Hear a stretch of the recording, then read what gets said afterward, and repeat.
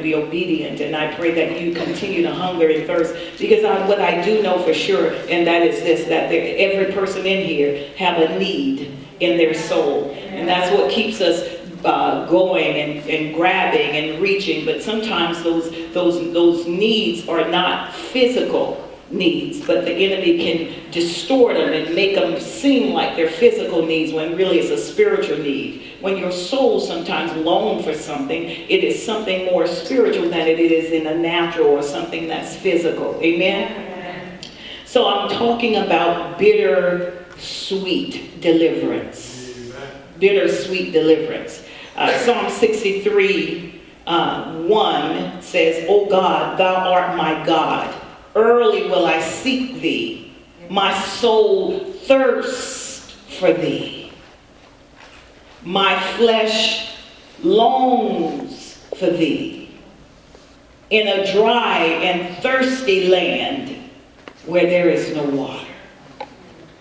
So often our soul finds that we're hungry for something, and we're grabbing anything sometimes just to quench the thirst of the soul.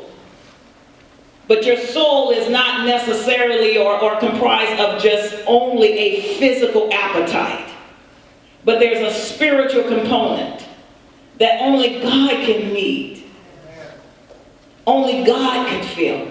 We know it when we are in jubilation and excitement and merriment. You know, sometimes you can't eat.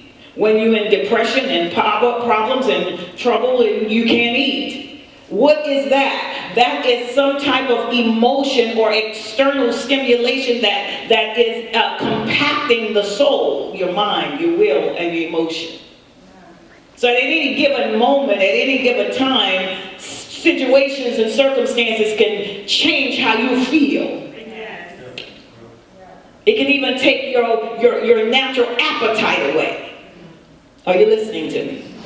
And then there are good things that can happen. You go, oh, I'll eat late. I gotta do this. I gotta finish this. You know, I just got that new car and I gotta shine it up. I'm gonna eat after I finish. Why? Something is stimulating the soul. And because the soul gets so much activity, like a muscle, it becomes depleted. Walk with me today. It becomes depleted with its demands. You know, like on your job, the soul gets depleted. You go out tomorrow morning, hopefully you get some rest today. You go out tomorrow morning, you're refreshed, you're ready for the week, correct? But all it takes is 2 or 3 little things that you have not planned for or calculated or anticipated. Before you know it, your soul is on overdrive. So when the soul becomes taxed, it becomes depleted of what you need to nourish you throughout the week. I'm going somewhere with this. That's why in Psalm 63, the psalmist is saying, "Oh God, thou art my God, early will I seek thee. My soul is thirsty for thee, and my flesh longs for thee." Why? Because he realized that unless you come and fill my soul back up again, I won't have what I need to carry me through. I know y'all, this should, other than Lisa, somebody should relate to this. If not, Lisa and I can relate to this. And that's what puts the pressure on the soul. When you become bitter, let me talk to you, saints. When you become bitter is when you feel that there's some kind of form of injustice that has happened. In other words, somebody's extracting more than what you can give them. And then with the demands of it, you begin to try to give them, and before you know it, you're working out of a deficit, and your mind, your will, and your emotions become exasperated under the load and the pressures of what's out here. Amen. That's right. And God says, I know what that's like. And that's why you got to come to me and let me restore your soul. Amen. Let me replenish your soul so you can have what you need to give out the next time. Because can I tell you something? Some of those situations that you and I have to go through, they're our knapsack, they're our boulders, they're our life experiences, they're our crosses. that we must bear, and they're not going anywhere. So if they're not going to go anywhere, and if that is if your external life, the conditions of your external life is not going to change, and guess what? Then your internal life has to make a shift. I'm preaching better than you're responding. So you have to do something yourself in order to be able to endure the life that you have. If not, something or someone will come up lacking and you will break under the pressure. You'll crack under the load. And that's the enemy's job. If I wish I had a backpack, I wish I do have one, but if I had it on my back, I would have someone just keep filling rocks in it. You may start out carrying the load and saying, I got this. But life keeps adding, come on, walk with me. Life keeps adding more and more pressure. And before you know it, you have succumbed to the weight. And so your mind, your will, and your emotions. And the next thing you know, you're looking for someone to blame, because instead of lightening the load, you start blaming and lashing out. I'm going to talk about temper today. You start lashing out at what is appearing to be offensive and impacting you in such a way that it drains you. A weary land without water sure is a place of bitterness, where our fleshly emotions and snap judgments could lead us right back into Egypt, and possibly without a way out. Close to deliverance, but still bitter. Amen? I talked to you last week about Hagar and Sarah, how the angel had to tell Hagar, go back to Sarai. Her name hadn't been changed yet. So Sarai, go back there and submit. And sometimes the very thing that you're running from, God may have you go back to it. Not as an act of punishment or to make you feel uncomfortable or because he doesn't love you. And see, and that's where it gets twisted, saints, because the enemy comes in and he distorts it and he lies to you and says, because see, God don't care about you, because if God cared, God would never allow that to happen. And if God cared, and you know, he hasn't left the if ministry. It started in Genesis. If God said, Eve, had God said, did God say, if. So if ministry in Satan is still active and still moving among this world and in the church.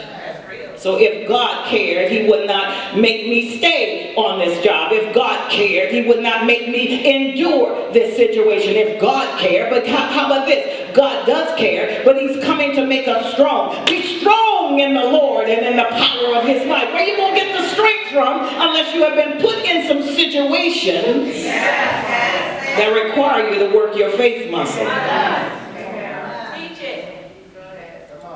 How will we ever learn self-control if we're not in an uncontrolled environment? See, we're trying to get the works and the fruits of the Spirit, and we're trying to get this spiritual growth without going through anything, and that's what the enemy is using. And if we don't, then we're not spending the quality time in the Word or in prayer, or we're not listening correctly, or we in our flesh. And we're letting our flesh, our emotions dictate to us. So next thing you know, you're being led by the flesh, which is your emotions, your mind, your will, and your emotions. And once that starts happening, then guess what? Then the Spirit of God is no longer driving you. Amen. Amen? Amen? So we close the deliverance with bitterness of soul. And so you can be right there and not even know it. You can also be served up like Job was, and don't even know that God sees more in you and that there's more he's placed in you, and he's counting on you to follow through, knowing that he will see you through. We know he will see us through, but guess what? The key is through. But in order to see us through, we got to be somewhere for him to bring us through. You see, it's not even deep. It's just so simple. So sometimes we'll never see God's hand moving on our behalf unless we're willing sometimes to go through some things.